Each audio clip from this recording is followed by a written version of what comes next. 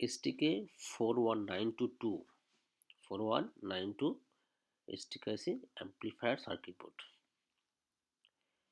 এই সার্কিটটি আমার কাছে এক ভাই নিয়ে আসছে, বলেছে নষ্ট, বলেছে স্পিকার খালি পুড়ে যায়, লাইন লাগালে স্পিকার পুড়ে যায়। আমি এখন এটাকে চেক করব স্পিকার কেন পড়ে, আদৌ নষ্ট কিনা দেখি।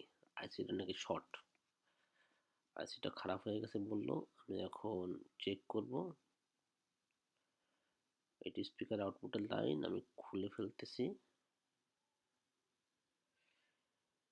এটা ইনপুট ছিল, এটাও খুলে ফেলি।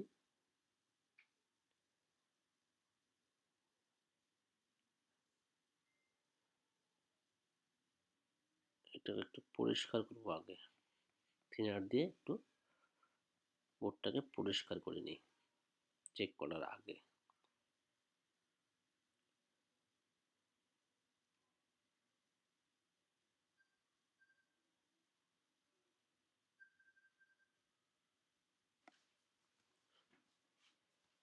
অনেক দিন পুরাতন বোর্ড, অনেক আগের, 2008 সালের বোধ হয় এটা, 2011, 10-11 লেখা আছে বোর্ডে 2010। 2010 যদি হয় তাহলে 2010, আর এটা হচ্ছে 2026, 16 বছর আগের সার্কিট। এটা 16 বছর আগের সার্কিট।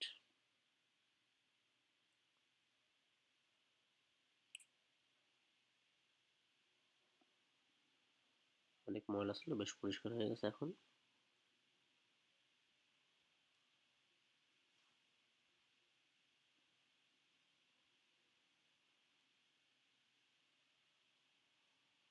এখন এটাতে আমি ভোল্টেজ দিব, একটু পরিষ্কার করে নিচ্ছি আইসির বেস, আইসির লাইনগুলোর মাঝখানে কোনো জায়গায় শর্ট আছে কিনা। শর্ট কোনো জায়গায় নাই, তারপর পরিষ্কার করে নিচ্ছি।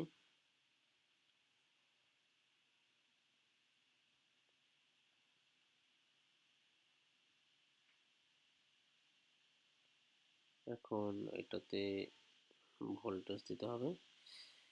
এই যে ট্রান্সফর্মারটা, এটাতে 25-0-25 ভোল্টেজ আছে, 50-0-50 আছে। আমি 25-0-25 ইউজ করব প্রথমে। ওই সার্কিটটা 35-0-35 দেওয়া যাবে, কারণ 9-2 তো। কিন্তু আমি 25-0-25 দিয়ে চেক করি, দেখি এখানে কত ভোল্টেজ আছে। এই যে সাদাটা হচ্ছে গ্রাউন্ড, কালোটা নেগেটিভ, -25 পজিটিভ, +25, 25-0-25 আছে ভোল্টেজ। এই ভোল্টেজের তারটা আমি বাদ দিয়ে দিই, এটা আমি লাগাবো না। ভোল্টেজের তারটা আমি বাদ দিয়ে দিই।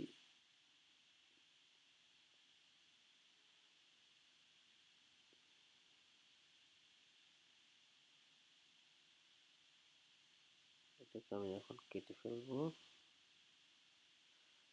কাটারটা, আমি তারটা কেটে ফেলি, একদম গোড়া থেকে কেটে ফেলতেছি। পাশ থেকে সোল্ডারিং খুলে নিলে হলো, কিন্তু আমি না খুলে কেটে নিচ্ছি। আগে চেক তো করি কেমন আছে। এটা হচ্ছে নেগেটিভ ভোল্টেজ। এখন দুটো ক্যাপাসিটার দেওয়া আছে, এটা নেগেটিভ, ক্যাপাসিটার নেগেটিভ, আর গ্রাউন্ডের কাছে একটা, এটা হচ্ছে নেগেটিভ ভোল্টেজ। এটা নেগেটিভ ভোল্টেজ। এবার দিব পজিটিভ, এবার দিব, এটা হচ্ছে পজিটিভ, এটা হচ্ছে, এটা একটু মাত্রাটা ছোট করে দিই যেহেতু জায়গাটা ছোট।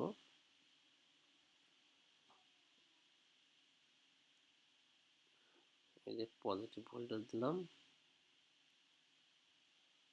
এখন দিব গ্রাউন্ড ভোল্টেজ, এটা হচ্ছে গ্রাউন্ড ভোল্টেজ।